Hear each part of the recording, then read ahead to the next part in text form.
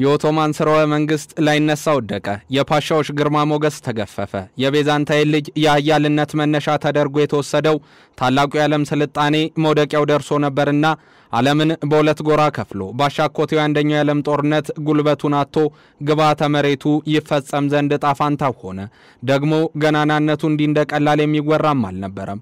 አውሮፓን አንቀጥቅጦ ኤሽያን በራሱ የፖለቲካ ቅርጽ ቀይሶ አፍሪካም ዘልቆ እንዲሁ የበላይነቱን ያስመሰከረ ታላቅ የፖለቲካ ንፍቀ ክበብ ነበር። ሆኖም ተረኛ መጣበትና ታላቅነቱን ይነጠቅ ዘንድ ተገደደ። ቀኝ ገዢዎች በዚህ ታላቅ የስልጣኔ ዳና ተተክተው እግራቸውን ሲተክሉ ደግሞ የዓለም የፖለቲካም ሆነ የመልክዓ ምድር ስሪትን እንደ አዲስ ይዋቀር ዘንድ ፈረዱበት። የአይሁዶች ሀገር የመሆን ትልም ከህልምነት ወደ ጋህድነት የተለወጠበት፣ የአብርሃም ልጆች የምንጊዜም ባላንጣነት ያቆጠቆጠበት፣ መካከለኛው ምስራቅ የተባለ ከባቢም ያለፉትን 100 ዓመታት ለተሻገረ ጊዜ በግጭት ቀጠና በእልቂት አዙሪት ያሳልፍ ዘንድ የተፈረደበት የጥፋት ዘመን ተደርጎም ይወሰዳል።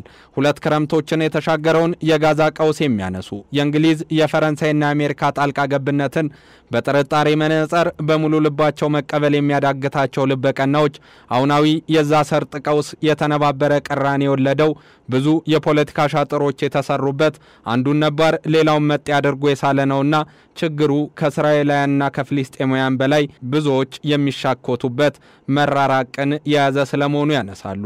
የአሜሪካ በንጹሃን ደም መቆመር፣ የእንግሊዝ የሞግዚት አስተዳደር ሴራ ፍንትው ብሎ መታየት፣ ከጋዛ ብላቴናዎች ይልቅ የዩክሬን ህንጻዎች መፍረስ የሚያንገበገበው የፈረንሳይ ፖለቲካ ከሰሞኑ ደግሞ ቴልአቪቭን በመወንጀል አዲስ ፓራዳይም ሲገለበጥ እየታየ ነው። ለአካባቢው ችግር ዋነኛ ምንጭ ተደርገው የሚነሱት እነዚህ ሀገራት በርራይ ለምድ ተሸፍነው ሐዘኔታንም የለበሱ መስለው የተከሰቱት ስለምንድን ነው የሚሉና ሰሞነኛውንና ታሪከኛውን የአካባቢውን ፖለቲካ በዓለም አቀፍ የትንታኔ ዘገባችን ልንዳስሰው ወደድን። አማኑኤል ጀንበሩ ነኝ። ዶናልድ ትራምፕ ገልፍን ከጎበኙ በኋላ ፈረንሳይ፣ እንግሊዝና ካናዳ ደግሞ የምድርና የሰማይ ዘመቻው የፖለቲካ ግቡ አልታያቸውምና በወዳጃቸው እስራኤል ላይ መጨከንም መርጠዋል። ከቦ ማስራብ ደግሞ መግደል፣ የሰብአዊ እርዳታ እንዳይገባ ከልክሎ በህፃናት ነፍስ መቀለድና ሞታቸውን ከቁብ አለመቁጠር፣ ሰማዩን በድሮን ምድርን በታንክ ማረስና መሰል ዘግናኙነቶችን እያስተናገደ የሚገኘው ጋዛ በአንደኛው ክፍለ ዘመን ስለ አኬልዳማዊ መሬት ቢወሳ ቀዳሚ ተደርጎ ስለመነሳቱ የሚያጠያይቅ አይደለም። ያቺ ጥቅምት ሌሊት የወለደችው መዘዝ ዛሬም ድረስ ሚሊዮኖች በችግር አረንቋ እንዲዘልቁ ከላይ በድሮን ከታች ደግሞ በጥይት ይበሉ ዘንድ ያስገደደም ነባር አቅን ይዞ የቀጠለ ሆኗል። ሐማስ የተባለ ሽብርተኛ ቡድን እስካልጠፋ ድረስ እስራኤል የተባለች ሀገር እንቅልፍ ሊወስዳት አይገባም ያሉ የቴልአቪቭን ጦረኝነት በአደባባይ ሲደግፉ የነበሩ ምዕራባውያን የፖለቲካ ዶሚኖዋቸውን ቀይረው ኔታንያሁ ህዝብን እያስራቡ ነው፣ ጋዛንም በሬሳ ክምር እየሞሉት ነውና ቆንጠጥ ያለ እርምጃ በዛች አይሁዳዊት ሀገር ሊወሰድ ይገባል እያሉ ነው። በቀድሞ ጊዜ እስራኤል ራሷን የመከላከል እርምጃ ነው እየወሰደች ያለችው። ሐማስ የተባለ የታጣቂ ቡድንም ስጋቷ ነውና ለአንድ ቀንም ቢሆን የምትተኩሳቸው ጥይቶችና የምትጥላቸው ቦምቦች ሊያርፉ አይገባም ያሉት የነጩ ቤተ መንግስት ተቀማጮችም ሆኑ የፓሪስና እንግሊዝ ፖለቲከኞች የተራዛሚ ጦርነትን አስልተው ከገቡበት የፖለቲካ ጨዋታ ጋር አልተገጣጠመላቸውምና እባክሽ አቁሚ ማለትም መርጠዋል።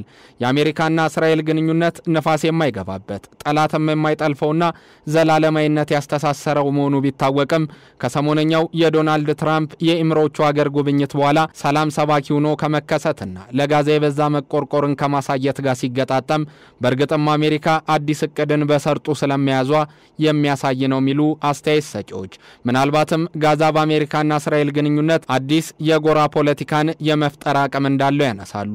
በዛኛው በኩል ደግሞ በዩክሬን ሩሲያ ጦርነት የበዛ መሰላቸትን ቢያሳዩም ድጋፍን የመረጡት የብራሰልስና የለንደን ተቀማጮች ሁለት እግር አለኝና ሁለት ዛፍ ላይ ሉጣ ሚል እውር የፖለቲካ አካሄድን መምረጥ እንዳልፈለጉ ኔታንያሁ ላይ እያወረዱ ያሉት የትችት በረዶ አመላካች ነው። ግን ይህ ይሆን ዘንድ ለምን ተፈለገ?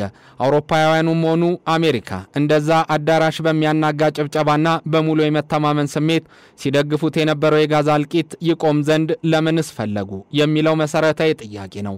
የአልጀዚራ ዘገባ ደግሞ ይህንን ሐሳብ የሚያጠናክር ነው። ከኢማኑኤል ማክሮን እስከ ኬር ስታርመር፣ ከማርክ ካርኔ እስከ ዶናልድ ትራምፕ ስለቀጠናው በአንድ ዜማ ያንጎራጎሩ ነው የሚለው ዘገባው ምዕራባውያን ባለፉት ዓመታት ተናግረውት የማያውቁትን ምናልባትም በእስራኤል የግዛት አንድነትና የውስጥ ፖለቲካ እንደ እንደ ቀይ መስመር የሚጠቀሰውን እንደ ዌስት ባንክ ያሉ ጉዳዮችን አንስተው መጣላቸውና በዛ የሚደረግ የእስራኤል መስፋፋት ኮረራ እንደማይለይ መናገራቸው በርግጥም አዲስ አተያይ በቀጠናው እንዳለ የሚያሳይ ነው ይላል። ካጃ ካላስ በአውሮፓ ህብረት የፖሊሲ ጉዳዮች ኃላፊ ናቸው። እሳቸውም ሆኑ ተቋማቸው ሐማስ ከፈጸመው የድንገቴ ጥቃት በኋላ የእስራኤልን ራስ የመከላከል እርምጃ መደገፋቸውን ገልጸው አሁን ላይ የሚታየው ግን ከሰባይነት ያፈነገጠ ለርህራሄም ያልተገዛ ነውና የቴል አቪቭ የጦርነት ዘመቻ አግባብ ነው የሚል አመለካከት የለንም ይላሉ። ከዚህ የኃላፊው አስተያየት በፊት ከእስራኤል ጋር ያላቸውን የዲፕሎማሲም ሆነ ምጣኔ ሀብታዊ ግንኙነት ዳግም እያጤኑ የሚገኙ የአውሮፓ ሀገራት ቁጥርም እያሻቀበ ነው። ኔዘርላንድ ደግሞ አንዷ ነች። እቺ አውሮፓዊት ሀገር የአውሮፓ ህብረት እልቂትን ከምትጠምቅ ሀገር ጋር ያለውን የንግድ ግንኙነት በደንብ ሊያጤንና ሊያዩ ይገባል የሚል ግፊትም እያሳደረች ነው። ከዋይት ሃውስ ድጋፍ ከዶናልድ ትራምፕ ቢሮም የሚንጸባረቀው ተመሳሳይ አቋም ነው። የገልፍ ምድርን በረገጡ በሰዓታት ውስጥ የጋዛን ቀውስ አንስተው መወደድን በኢምሮቹ ፊት ያገኙት ዶናልድ ትራምፕ በጋዛ ያፈጠጠ ረሃብ እንዳለም ገልጸዋል። ባዶ ሳህን ይዘው የእርዳታ ደጆችን ያጣበቡ ህጻናት፣ በቦምብ ናዳ ህይወታቸውን ያጡ እናቶችም አሁን ነው ወያዩት የሚል አስተያየት ቢቀርብባቸውም እሳቸው ግን በሄዱበት ቦታ መመሳሰልን ሆኖም መገኘትን ያውቃሉና የጋዛ ረሃብን ለሳውዲ አረቢያና ካታር ፖለቲካ መስሪያቸው ተጠቅመውበታል። ደግሞም ይህ ንግግራቸው ከእውነት የመነጨ ነው ወይ የሚሉ ተጠራጣሪዎቻቸው በባይደን አስተዳደር የተያዘውና ምናልባትም ጋዛ የተባለ አካባቢን ከዓለም ካርታ ሊያጎድል ይችላል የተባለ መሳሪያን ፈርመው መስጠታቸውን በማንሳት ሰውየው ይህ ነው የተባለ ውስጣዊ ርህራሄን ለዛ ሰርጥ ይሰጣሉ ተብሎ አይጠበቅም የሚል መከራከሪያን ያቀርባሉ። ያም ሆነ ይህ ግን አሜሪካ በገልፍ ያንጸባረቀችውን የወቀሳ ኔታንያሁ አካሄድ የምትቀጥል ከሆነ ሙሉ በሙሉ መሰረታዊ የፖለቲካ ኮምፓሷን እንደ ልቤ በመተላት ሀገር ላይ ልትቀይር ትችላለች የሚሉ አስተያየት ሰጪዎች በመድረኩ እንዲሰሙ እያደረገ ነው።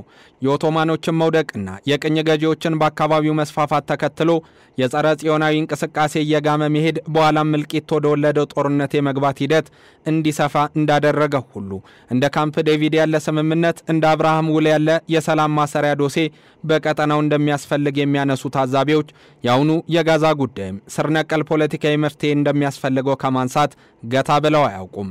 ከቀዝቃዛው ጦርነት ማብቃት በኋላ የትኩረት ቀጠና የሆነው አካባቢያዊ ግብግብና ጠርዘኛ ሃይማኖት አታይ በሚዘወርበት ቀውስ ረሃብና የደህንነት ስጋት በሚፈራረቁበት መካከለኛው ምስራቅ በቀጣይስ ምን አዲስ ነገር እናይ ይሆን? ከምን ጊዜም ወዳጅነት ወደ ሙሉ ሰዓት ተችነት የተለወጡት አሜሪካና አጋሮቿስ እስራኤልንስ በየትኛው ፖለቲካዊ ሚዛን ሊያስቀምጧት እየፈለጉ ነው የሚለው ታላቁ ደራሲ እንደጠቀሰው ሁሉንም ጊዜ የሚወስነው ይሆናል።